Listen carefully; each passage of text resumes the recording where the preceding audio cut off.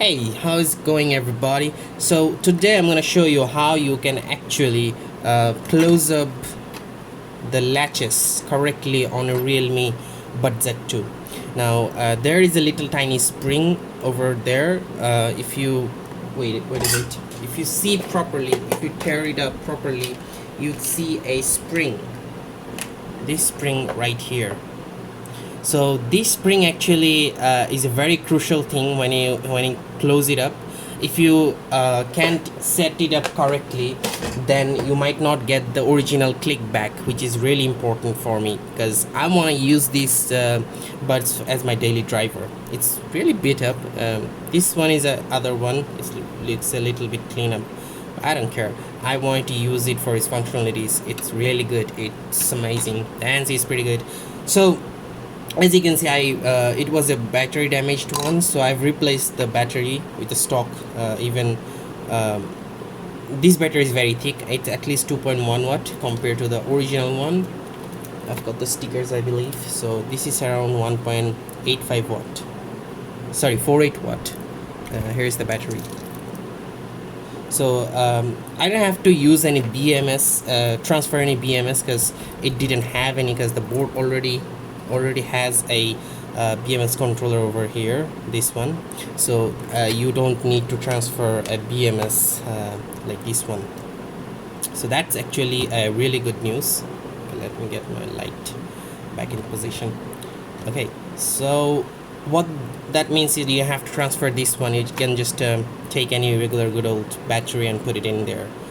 Okay, so I had to modify the case. So this is the little thick battery, as you can see. So I had to modify the case a little bit. As you can see, I actually experimented with this one.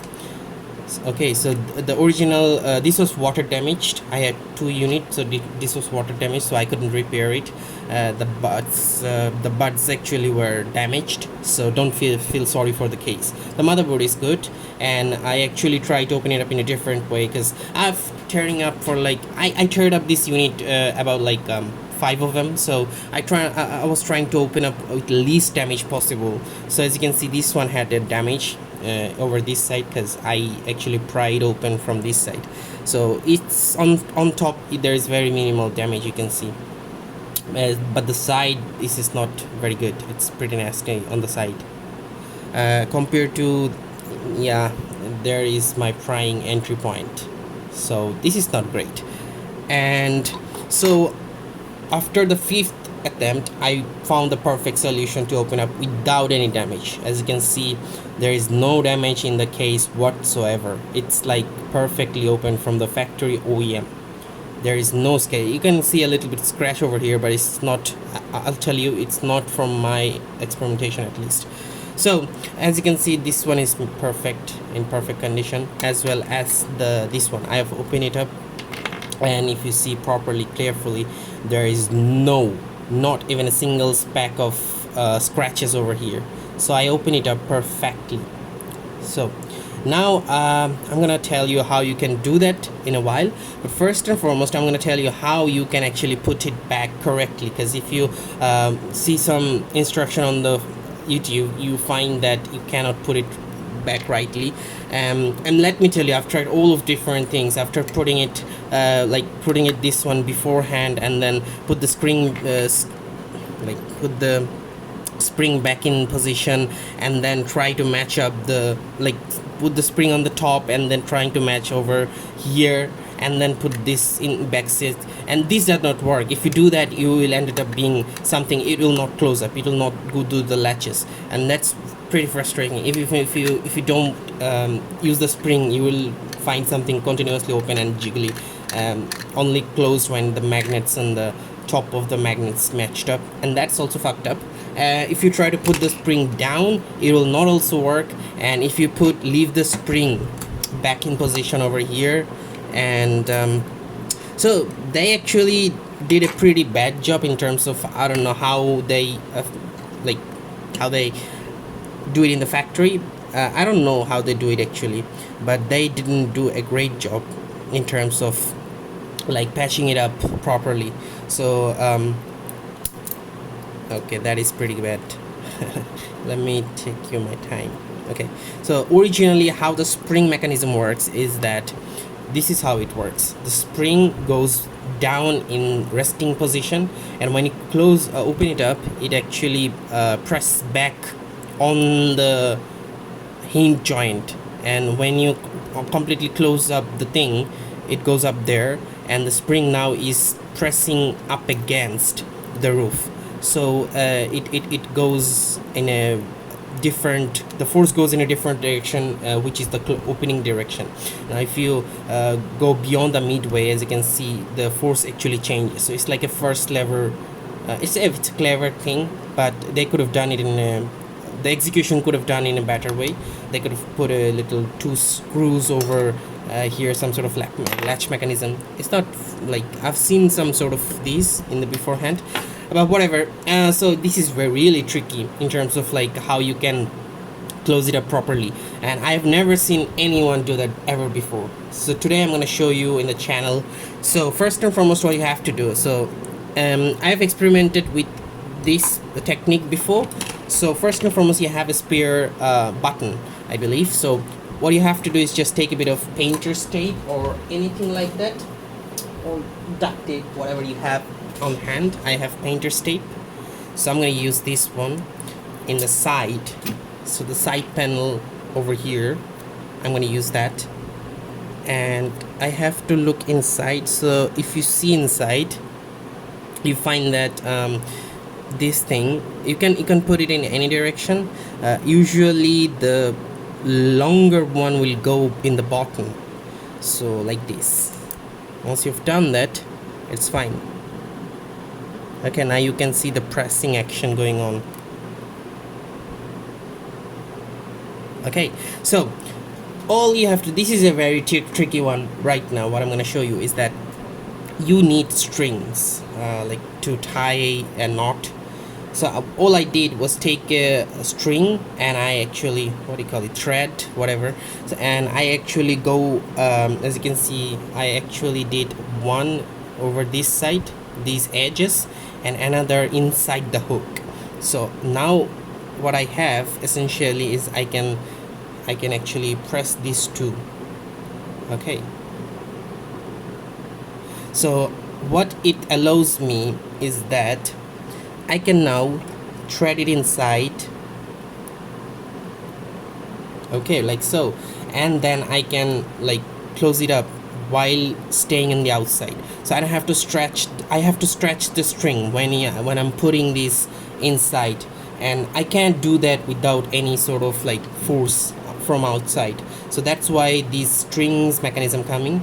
So once you've tied a knot, you will find a hook inside. You just form a hook like this, and then you put that over this side, okay, and then you stretch this outside. Okay, so once you've done that, make sure the hook is in a different direction. Okay, that'll work perfectly. Now you have to rest it in the correct position, and now this is a tricky part. You have to find there is a hole. Okay, this is a hole, and this end will actually go inside that hole. You don't have to do anything, it will automatically set once you've done that. Okay, so to make sure that you just put it inside in the correct position, that's all. So in the final version, it will just enter somehow in the hole. I'm pretty sure about that. So once you've done that, now you have to do two things. First, you have to take one end. Okay, it's a messy situation, but you have to take one end and press it under that end. Okay, I just messed it up. Okay, let me pause. Okay, I set it up properly for you to look at. So all you have to do is just tie a knot and take it under that shaft or whatever you call it. Take it under that, and this side will be just like, you don't have to take it under there. So once you've put it in back into the place, just like that. It's really okay. This is the damaged one, sorry for that. Okay, this is the correct one. Just press this again so it doesn't have any problem getting it correctly and avoid pressing in this direction. So all you have to do is just angle it properly, and you can actually put it like that. Yeah, there you go. Now why do you take 1 under and 1 over? Because of this. If you stretch it out now correctly, as you can see, this stretches perfectly. Okay, you can actually control the stretch from outside without doing anything major. So there you go. It's now stuck a little bit, but it will not get stuck once you close it up and rest it properly. Okay, so there we go, we did it. And now we have to put the thing in the correctly, this thing correctly.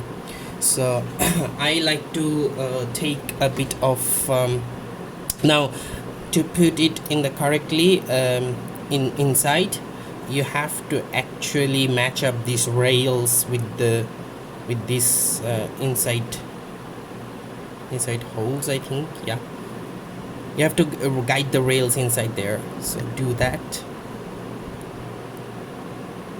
It's really tricky once you've actually doing it everything together at the same time, but I'm gonna do it. Okay, I just ran into a problem.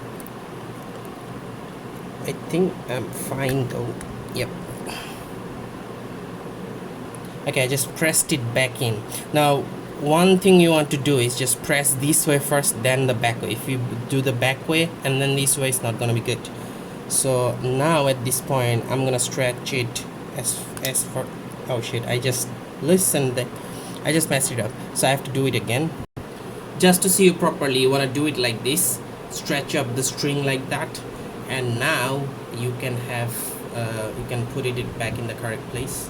Okay, so I'm gonna take this and I'm gonna align it properly so that nothing is messed around here, and avoid using too much forces, because that can actually mess things up a bit. And now it's inside there, and all I have to do is just press it against and just trying to feel it properly. As you can see, this is okay, this is done.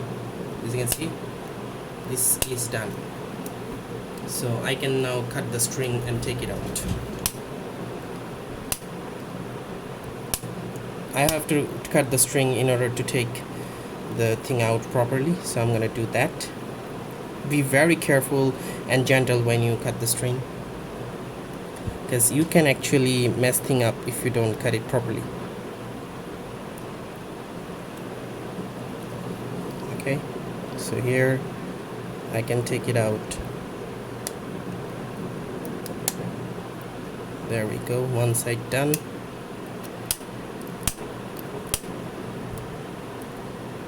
I just messed it up again. Listen up. Okay, so I just did it correctly, and now look at that. Perfect. Okay, let me just cut this side and we should be fine. Okay, the side button works as well, I think. I'm gonna show it one in a little bit while. As you can see, I cut one side of the thread, and now it's time to unlace it. And look at that. This is factory OEM, baby.